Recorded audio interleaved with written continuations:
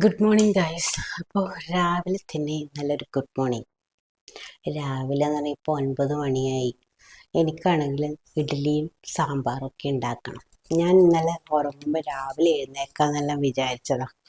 പക്ഷെ നമുക്ക് സാമ്പാർ അരമണിക്കൂർ കൊണ്ട് സെറ്റ് ചെയ്യാം. 1 മണിക്കൂർ കൊണ്ട് നമുക്ക് ബ്രേക്ക്ഫാസ്റ്റ് ഉണ്ടാക്കിയെടുക്കും. അതാണ് എൻ്റെ ടാർഗറ്റ്. അപ്പോൾ രാവിലെ തന്നെ നമ്മൾ എണീച്ച് കഴിഞ്ഞാൽ വെള്ളം കുടിക്കണം. വെള്ളം കുടിച്ചാൽ നല്ലതാണ്. 9 മണി വരെ ഉറങ്ങിയിട്ട് ഉറക്കമൊന്നും പോയില്ല ഗൈസ്. നിങ്ങൾ രാവിലെ തന്നെ എഴുന്നേറ്റൊക്കെ ബ്രേക്ക്ഫാസ്റ്റ് ഉണ്ടാക്കുമോ? ഞാനൊരു 8 മണിയൊക്കെ എഴുന്നേക്കാറ്. ഇന്ന് കുറച്ച് കൂടുതൽ ഉറങ്ങിപ്പോയി. രാവിലെ 6 മണിക്ക് 5 മണിക്കൊക്കെ എഴുന്നേറ്റ് ബ്രേക്ക്ഫാസ്റ്റ് ഒക്കെ ഉണ്ടാക്കി പോകുന്ന ആൾക്കാർ എൻ്റെ വീഡിയോ കാണും. ഞാൻ വെറും 8 മണിക്ക് എഴുന്നേറ്റിട്ടാണ് ഇഡ്ഡലിയും സാമ്പാറും ഒക്കെ ഉണ്ടാക്കുന്നത്. അതാണ്. അപ്പോൾ നമുക്ക് ആദ്യം തന്നെ ചായ ഉണ്ടാക്കാം. ചായ ഉണ്ടാക്കിയിട്ട് ചായ കുടിച്ചിട്ട് എനർജി കിട്ടിയിട്ട് വേണം ബാക്കി പരിപാടി. അപ്പോൾ ഇന്നലെ തന്നെ ഞാൻ ഇഡ്ഡലീൻ്റെ കൂട്ടൊക്കെ സെറ്റാക്കിയിട്ടുണ്ട്. പൂ പോലെ ഇഡ്ഡലി നമുക്ക് ചുട്ടെടുക്കാം. പൂ പോലെ ആവുമെന്നൊന്നും എനിക്കറിയില്ല. പക്ഷെ ഞാൻ ഉണ്ടാക്കുമ്പോൾ പൂ പോലെ ആവാറുണ്ട്, ചിലപ്പോൾ ഫ്ലോപ്പ് ആവാറുണ്ട്. ഇന്നലെ ഞാൻ എല്ലാ ഇഡ്ഡലി മാവൊക്കെ സെറ്റ് ചെയ്ത് വെച്ചിട്ടുണ്ട്. അപ്പം നമുക്ക് അതൊന്ന് നോക്കാം. അപ്പം അത് പൂ പോലെ ആവുമോ എന്ന് കണ്ടു തന്നെ അറിയാം. അപ്പോൾ നമുക്ക് ചായ ഉണ്ടാക്കാം, അത് കഴിഞ്ഞിട്ട് ഇഡ്ഡലി ഉണ്ടാക്കാം, പിന്നെ സാമ്പാർ ഉണ്ടാക്കാം. അപ്പോൾ ഞാൻ തുറന്നു നോക്കിയിട്ടുണ്ടായിരുന്നില്ല. ഇതാ എൻ്റെ ഇഡ്ഡലി മാവ് പൊങ്ങി വന്നിട്ടുണ്ട്. അപ്പോൾ സാധനം സെറ്റാണെന്നാണ് തോന്നുന്നത്. ഇങ്ങനെ ഉണ്ടായിരിക്കണം നമ്മളെ മാവ്. അപ്പോഴേ നമുക്ക് പൂ പോലുള്ള ഇഡ്ഡലി ചുട്ടെടുക്കാൻ പറ്റുള്ളൂ. അപ്പോൾ ഇതിലേക്ക് ഉപ്പിട്ടിട്ട് നമുക്ക് ചൂടോടെ ചുട്ടെടുക്കാം. അപ്പം എൻ്റെ ഇഡ്ഡലി മാവ് ഇവിടെ സെറ്റാണ്.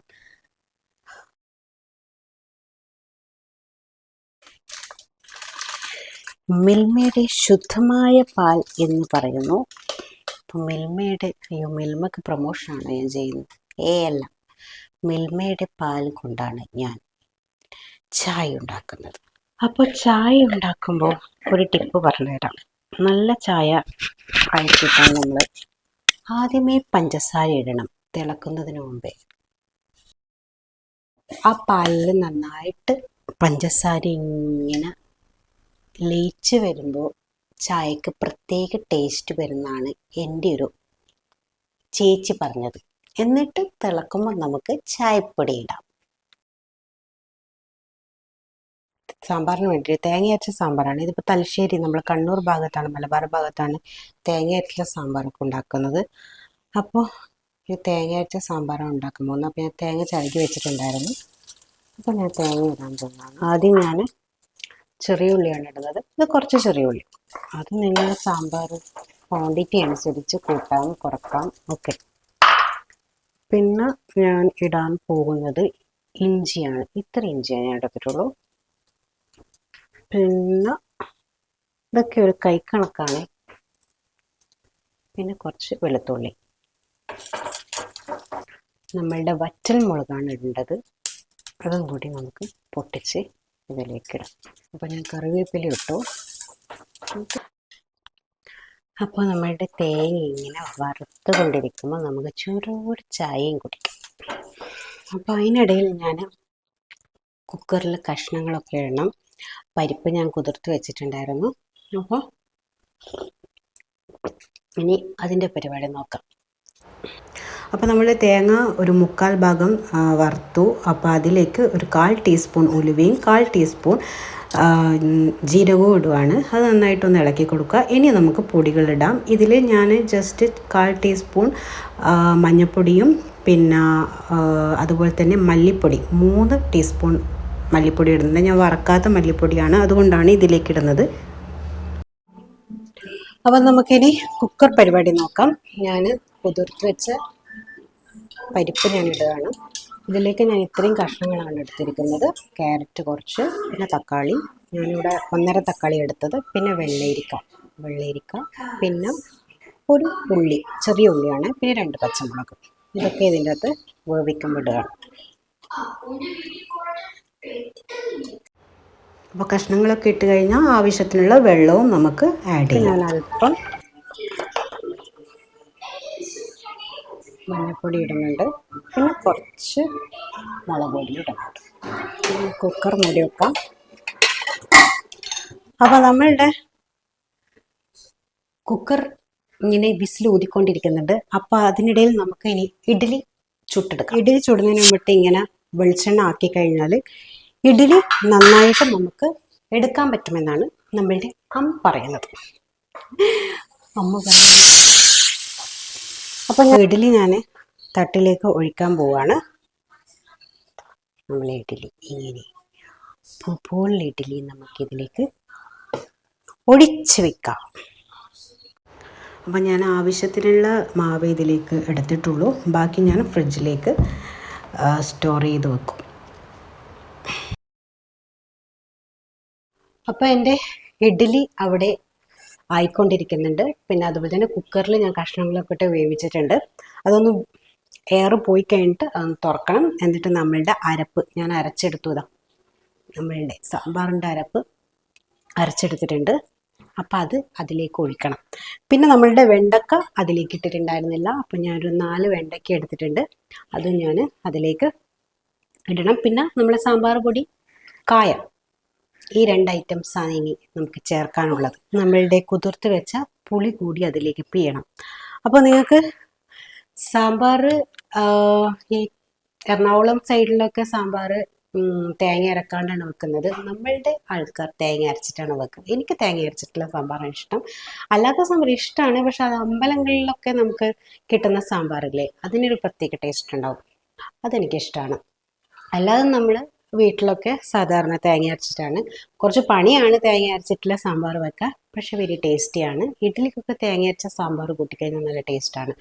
അപ്പോൾ നിങ്ങൾക്ക് എൻ്റെ സാമ്പാർ റെസിപ്പി ഒന്നും കൂടി പറഞ്ഞു തരണമെങ്കിൽ ഞാൻ പറഞ്ഞുതരാം. ആദ്യം ഞാൻ തേങ്ങ വറുക്കുമ്പോൾ ഇട്ട സാധനങ്ങൾ ഞാൻ പറഞ്ഞാൽ ഇഞ്ചി, വെളുത്തുള്ളി, പിന്നെ ചെറിയ ഉള്ളി, വറ്റൽമുളക്, ഇത്രയും സാധനം, പിന്നെ കറിവേപ്പില, ഇത്രയും സാധനം ചേർത്താണ് ഞാൻ നമ്മളുടെ തേങ്ങ വറുത്തെടുത്തത്. അപ്പോൾ ഒരു പകുതിയല്ല, ഒരു 1/4 ഭാഗം വറുത്ത് ഒരു ബ്രൗണിഷ് ആയി കഴിഞ്ഞ് കഴിഞ്ഞാൽ അതിലേക്ക് ഞാൻ ഒരു നുള്ള് ഉലുവയും പിന്നെ ഒരു നുള്ള് ജീരകവും ചേർക്കുന്നുണ്ട്. എന്നിട്ട് അതൊന്ന് മൂത്ത് വരുമ്പോഴത്തേക്ക് നമുക്ക് പൊടികൾ ആഡ് ചെയ്യാം. ചില ആൾക്കാർ ഈ സമയത്ത് മല്ലി വറുത്തതാണെങ്കിൽ നമുക്ക് പൊടി അതിലേക്ക് ആഡ് ചെയ്യേണ്ട ആവശ്യമില്ല.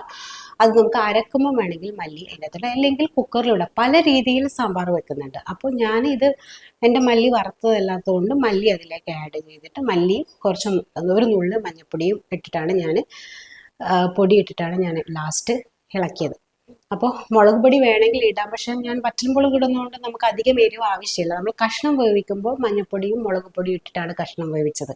കഷ്ണം ഞാൻ ഇപ്പോൾ എൻ്റെ സാമ്പാറിന് എല്ലാ കഷ്ണമൊന്നുമില്ല, ഒരുപാട് കഷ്ണങ്ങൾ ഉണ്ടാവും. ചേന, അതുപോലെ തന്നെ നമ്മുടെ മുരിങ്ങക്ക, പ്രധാനമായിട്ടുള്ള മുരിങ്ങക്ക, പിന്നെ പച്ചക്കായ, ഇതൊക്കെ ഉണ്ട്. പക്ഷെ ഇതൊന്നും എൻ്റെ കയ്യിലുണ്ടായിരുന്നു. ഞാൻ വെറും ക്യാരറ്റ്, പിന്നെ വെള്ളരിക്ക, പിന്നെ പൊട്ടറ്റോ, ചില ആൾക്കാർ ഉരുളക്കിഴങ്ങ് ഇടും. ഞാനിന്ന് ഉരുളക്കിഴങ്ങ് ഇട്ടിട്ടില്ല. പിന്നെ തക്കാളി, അങ്ങനെ കുറച്ച് എൻ്റെ കയ്യിലുള്ള കുറച്ച് സാധനങ്ങൾ വെച്ചാണ് സാമ്പാർ ഉണ്ടാക്കിയത്. നമുക്ക് സാമ്പാർ കുറച്ച് കഷ്ണം ആയാലും നമുക്ക് സാമ്പാറാവും. അപ്പോൾ നമുക്കെല്ലാം റെഡി ആയിക്കൊണ്ടിരിക്കുകയാണ്. ഇനി നമുക്ക് അരപ്പ് അതിലേക്ക് ഒഴിക്കാം. അപ്പോൾ ഇതിനിടയിൽ നമ്മളുടെ ഇഡ്ഡലി ആയിക്കൊണ്ടിരിക്കുന്നുണ്ടായിരുന്നു. നമുക്കൊന്ന് സിസ്റ്റം തുറന്നോ, അപ്പോൾ അതായോ എന്നൊന്ന് നോക്കാം. കുറച്ചും കൂടി ആവാനുണ്ട്, ആയിക്കോട്ടെ അത്. അപ്പോൾ നമ്മളുടെ കുക്കർ നമുക്ക് തുറക്കാം. എന്നിട്ട് നമ്മളുടെ വെണ്ടക്ക കഷ്ണം കൂടി നമുക്ക് ഇട്ട് കൊടുക്കാം. പിന്നെ നമ്മളുടെ പുളി പിഴിഞ്ഞ് ഒഴിച്ചു കൊടുക്കാം. പിന്നെ നമുക്ക് നമ്മളുടെ അരപ്പ് ഒഴിച്ചു കൊടുക്കാം. അരപ്പ് ചേർത്തിട്ട് ആവശ്യത്തിന് വെള്ളം ഒഴിച്ചു കൊടുക്കാം. പുളി ഇല്ലെങ്കിൽ പുളിൻ്റെ വെള്ളം തന്നെ നമുക്ക് പിഴിഞ്ഞിട്ട് ഒഴിച്ചു കൊടുക്കാം. സാമ്പാർ പൊടി ഇടാം.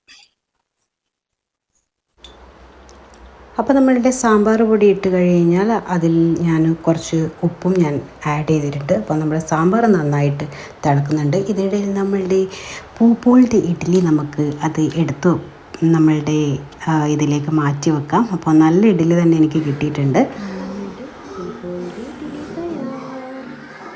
അപ്പോൾ ഇനി നമ്മളുടെ അവസാന പരീക്ഷണത്തിലേക്ക് കടക്കുകയാണ്. അപ്പോൾ എണ്ണ താളിച്ച് ഒഴിക്കണം. അപ്പോൾ എണ്ണ ഞാൻ ചൂടാക്കി.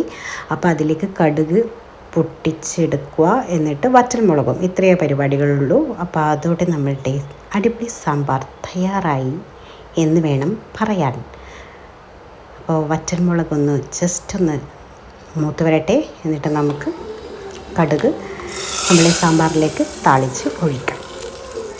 അപ്പോൾ നിങ്ങൾക്ക് ഇഷ്ടമായെങ്കിൽ ഈ ടൈപ്പ് സാമ്പാർ ഒന്ന് പരീക്ഷിച്ച് നോക്കൂ, അടിപൊളിയാണ് നമ്മളുടെ ഇഡ്ഡലിക്കൊക്കെ.